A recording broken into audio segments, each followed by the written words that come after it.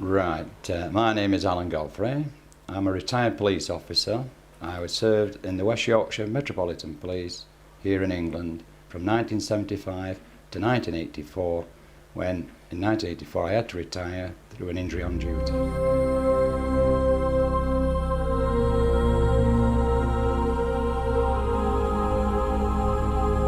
Well, the close encounter took place on the 28th of November of 1980. Myself and fellow officers, 6 in total, witnessed a UFO. 3 of the officers worked in Halifax in West Yorkshire. 2 of the officers was in a town called Littleborough, which is in Greater Manchester, and myself was in a town called Todmorden, again in West Yorkshire. The incidents took place at approximately between 5 AM and 5:15 AM on that morning. The 3 police officers in Halifax, who were called PC Howard Turnpenny, PCs John Porter and policewoman Julie Baxter. John Porter was the dog handler, and they had gone up onto the moors above Halifax to search for some stolen motorcycles. Whilst they're up there on the moors, a front had come in, a weather front had come in, so the very low thick cloud. When they became aware, below the cloud level was a large blue pulsating ball. It was doing movements, strange movements, not one would expect from a helicopter or an aeroplane of that description. So much so, the movements became so erratic that the police lady, Julie Baxter, got very distressed and got back into the police car. The dog handler, John Porter's dog, started barking loudly at this object, and there was something he sensed, perhaps. The object then came down and what we call buzzed, swooped down and above, and then headed off towards Todmorden. About 5 minutes later, 2 police officers, the names I have not got with me today, and I can't remember, they were in a different police force than ourselves, were sat up Blackshaw Head, which is a moorland road, in a public house car park called the White House. Sat there observing below them the town of Littleborough and Rochdale. When they became aware, they didn't see it actually appear. They saw it disappear, but they didn't actually become aware of it until it was actually there. They saw an object hovering between 2 pylons. So much so, they were both mesmerised by it. They reported this incident to their control room, and one of them did a sketch drawing of what they were witnessing. It was only there for several minutes when it shot off, again in the direction of Todmorden.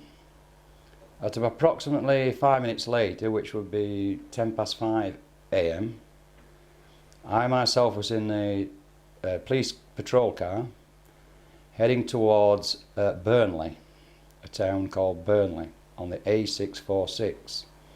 I looked up the main road which I was travelling on, and I saw about approximately 150 yards up in front of it an object. My first reaction was that it was a double-decker bus, but it was a split reaction. Nevertheless, I headed towards this object, and as I got close to it, I got within about 25 yards of the object, and what I saw quite baffled me. I thought one of these hot air balloons had come down. Then I thought, 5:10 in the morning, and I realised that this object was actually hovering off the ground. It wasn't. I could see under. As I'm sat in the police car, I could actually see under the object. And it was hovering about 5 feet off the ground. The span of it was taking much of the road up, so it was about 20 feet wide, because the road's pretty narrow just there. And over the top I could see the road lamps. So I'm estimating the height of the object was about 14 feet. And I'm sat about 25 yards looking at it. I put the blue lights on, headlights, hazard lights, anything you can think of. Because this was totally blocking the road. It was diamond in shape. It appeared to be in two halves joined together. The bottom half appeared to be rotating. The top half looked like it was stationary. And it also, I thought it had dark windows, panels, windows that went all the way around. That was my impression.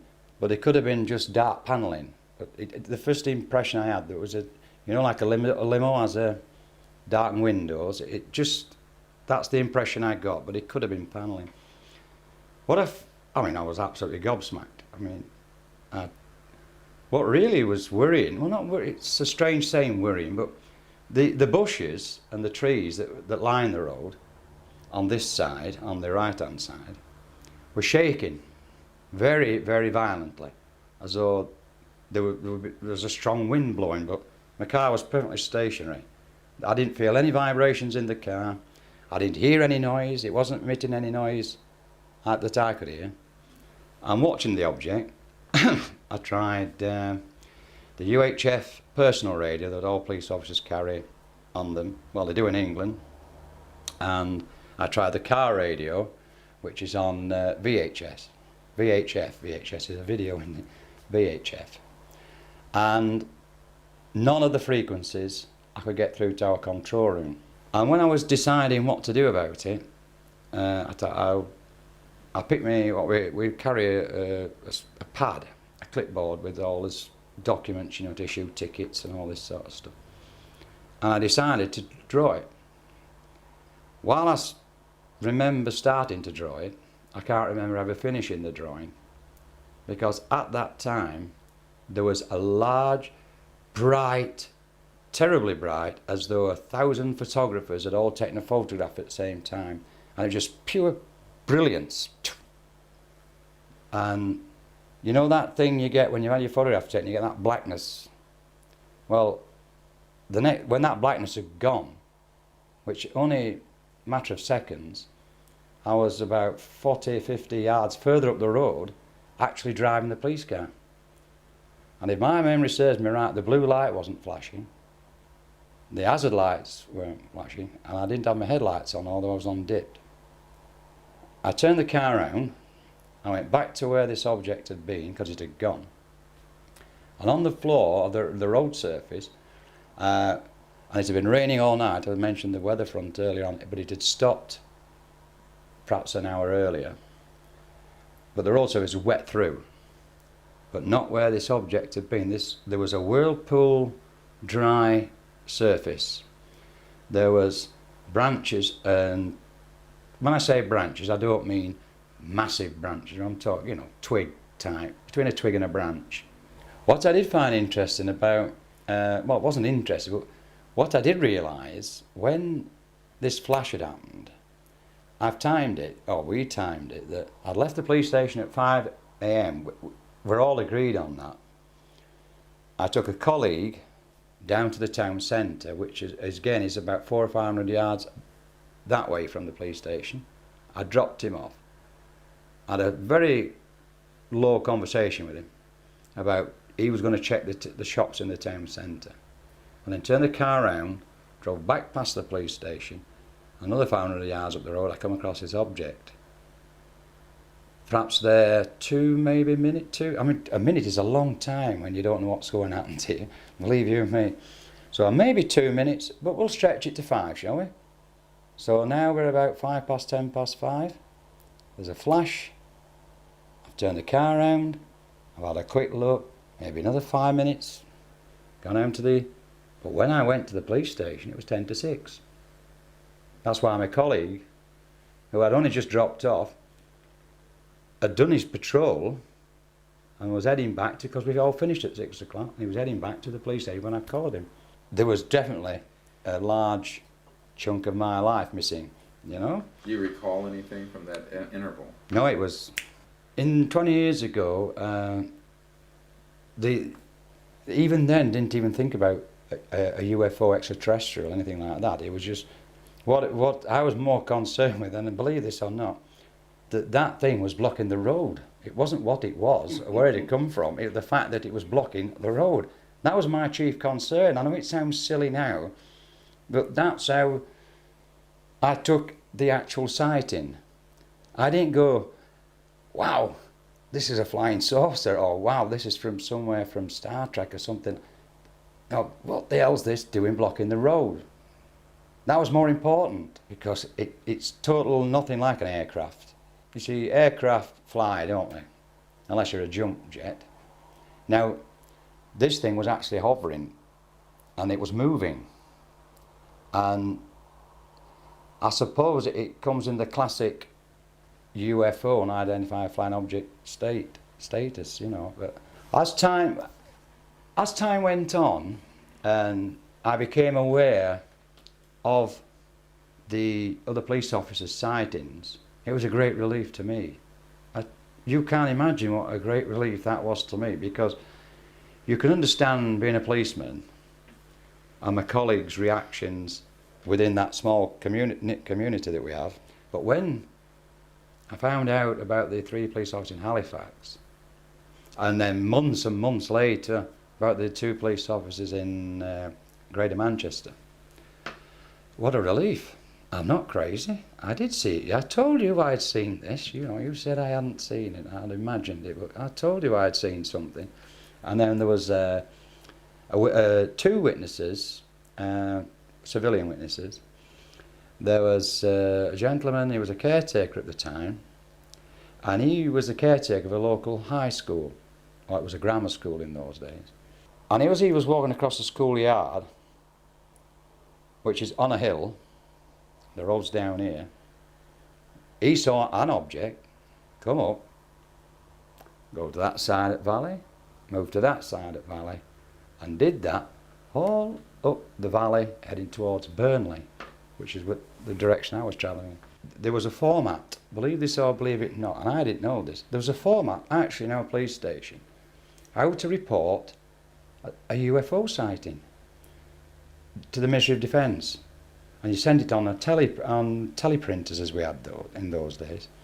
So my report, together with the 3 police officers in Halifax, because we're the same division, same police force, our reports went to the Ministry of Defence within 24 hours. Certainly 48 hours, but certainly when I came on duty that night, I had to do a statement. I presume the other police officers did theirs at the same time. I know they did do them, because I spoke to them, but and I will say, but certainly within 24, 48 hours, the Ministry of Defence in London received that report. And I do know that nearly 15, 18 years after the event, they deny ever receiving that report. Because a journalist who was writing a book, quite rightly wrote to the Ministry of Defence and asked if it would be possible to view the report of these police officers. It's been in the media, so it's not top secret. And the letter came back. He's published that letter in this book. I couldn't turn the name of the book off, Without Consent or something like it's called. And there, lo and behold, is the letter from the Ministry of Defence to this gentleman saying, although they've heard of Alan Godfrey's encounter and the police officer from West Yorkshire, blah, blah, blah, blah, we have no record of it. I was absolutely amazed at what happened after that. My life just turned upside down in an instant. From being a happy-go-lucky chap, within a space of 6 months, I was put through hell, and I turned into one of the most horrible persons you could ever imagine you come across, purely through harassment, stress, victimisation, you name it, I had it. It started very subtle. And it was things that more of an irritant than an annoyance, but it built up. And I can tell you, probably the best way of saying is to tell you 4 major things, but for every one major thing, there was 20 minor things. I suddenly arrived at my place of work, and I was told I was being transferred. 20, 30 miles away, 50 miles away, Wakefield. I was settled in my home, I was married, had 3 children, and the middle one had just been in hospital for about 12, 16 weeks with Perth disease of his hip, and he was still in a wheelchair, and he would have been in, he's not now, but he was in a wheelchair at that time.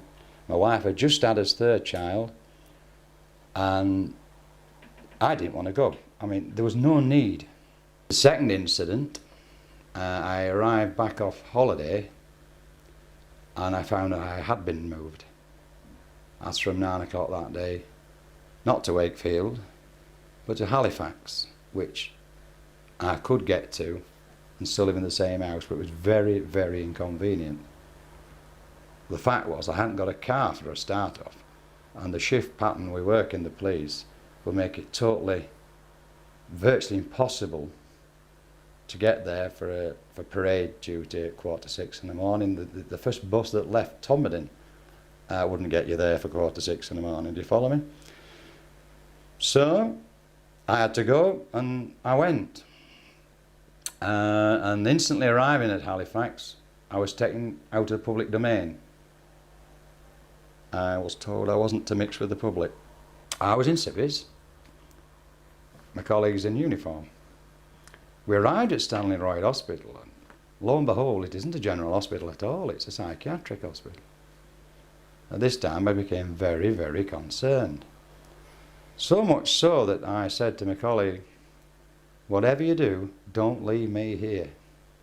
Don't, if I have to go to be interviewed, you come in with me. And he was absolutely wonderful, because he was fully aware, with being an ex-colleague from the previous police station, what had been going on, all these other things that are too long to tell you about. So anyway, I went into this examination room, consultation room, call it what you like. 2 psychiatrists sat in front, and a lady sat over here taking notes. And they started off with the usual about your childhood and things like that. I won't go into all that, it'd take too long, but basically it soon became apparent to myself and my colleague that, especially when they came up with, we understand you hallucinate. I said, pardon? We understand that you a lot of hallucinations, and you've been seeing little green men and flying saucers. Well, I just hit the roof, and my colleague just, whoa, whoa, whoa, he says, whoa, whoa, whoa, whoa, let me tell you something, I've seen one, and so have a lot of Alan's colleagues in Todmorden.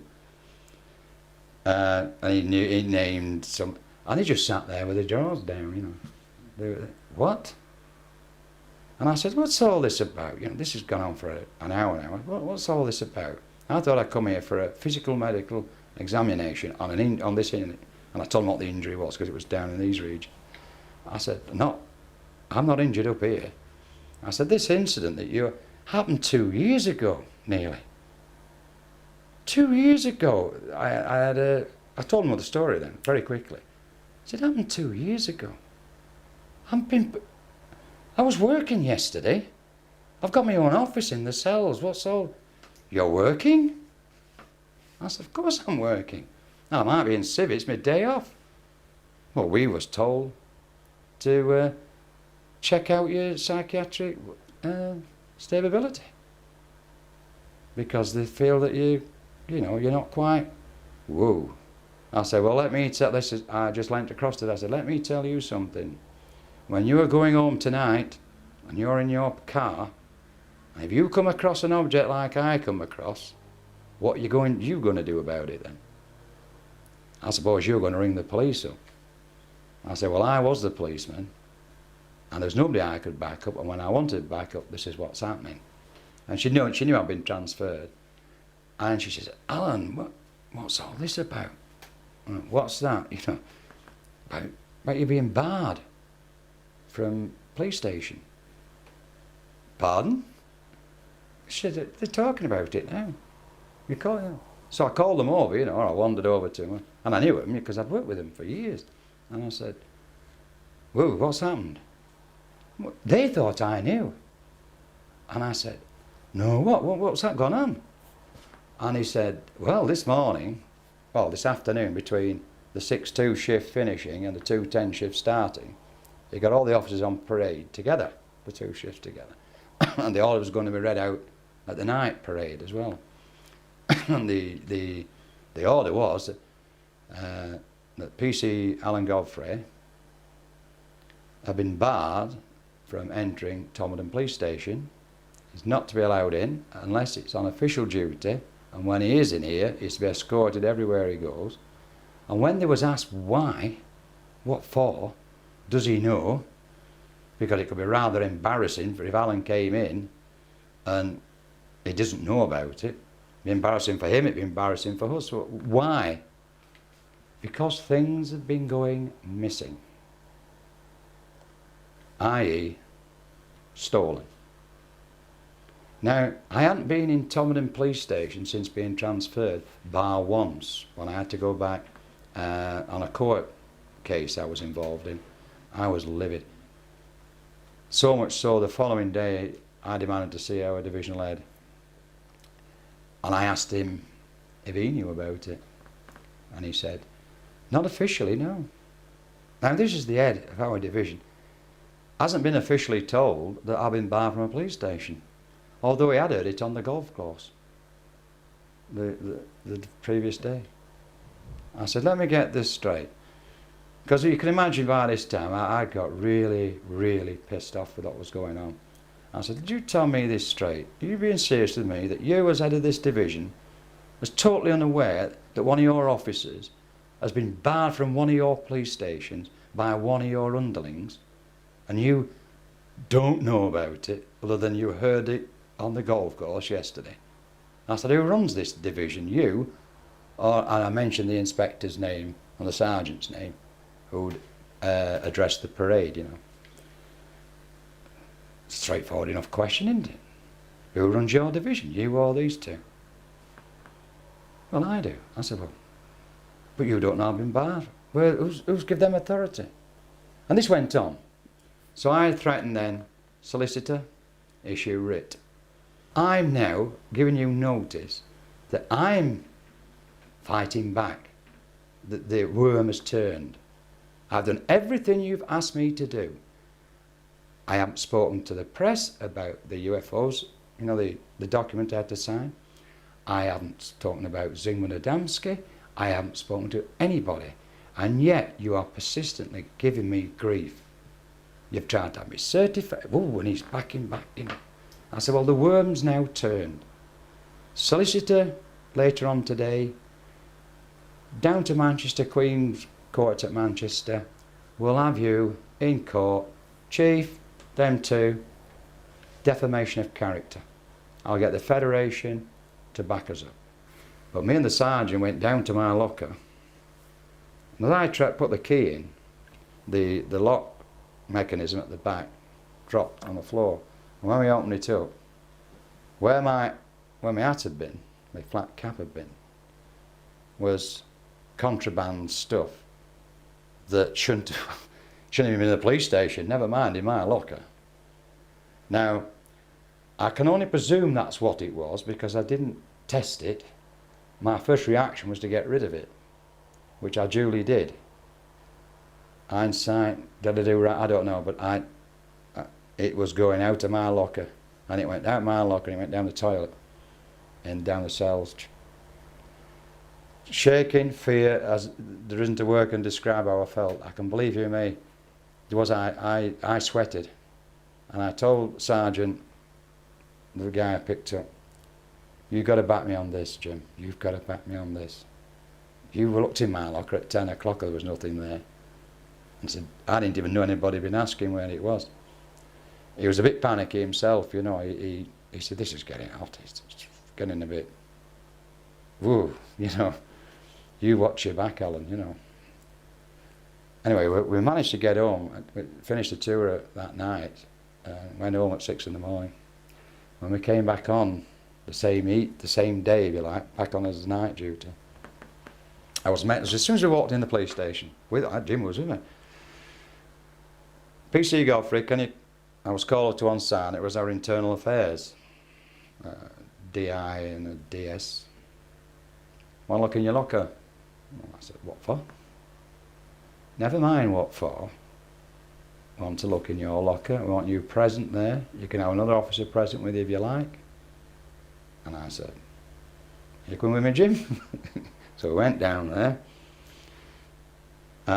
Of course, the lock was already on the floor. I left that. I just said, oh, the lock's broken. Thinking, if there is anything else in there that they've been back, at least the lock's broken, you know. And I acted surprised that the lock was broken, you know. So I kind of just looked over where the lock thing had been. I just put it on like that. I said, oh, how that happened? And there was nothing there other than my uniform. They hadn't been back. And they was upset. Oh, were they upset? They was absolutely livid. And I said, what's the matter? You know, what are you looking for? You know, what am I supposed to have in here? You know, they said, you know, when you're at Todmorden police station, that you brought somebody else's helmet home, but you picked somebody else's helmet up instead of yours, because yours is at Todmorden, so you must have picked someone else's up. And we thought it was in your locker. Oh yeah. Oh yeah. It needed internal affairs, did it, to come down with a quick phone call. Alan, can you go and check that you've got the right helmet and you haven't got to use it? So the implication here is that they were attempting to frame you. Well, there's an implication. That's what actually happened. At Area 51, they have security within security, watching other people, their other security people, and it drives them up the wall too, and it drives the employees up the wall. And that's why they have a big exodus up there of some of the employees that work there. They can't stand the environment up there because you can't do anything. You can't talk to anybody. You can't.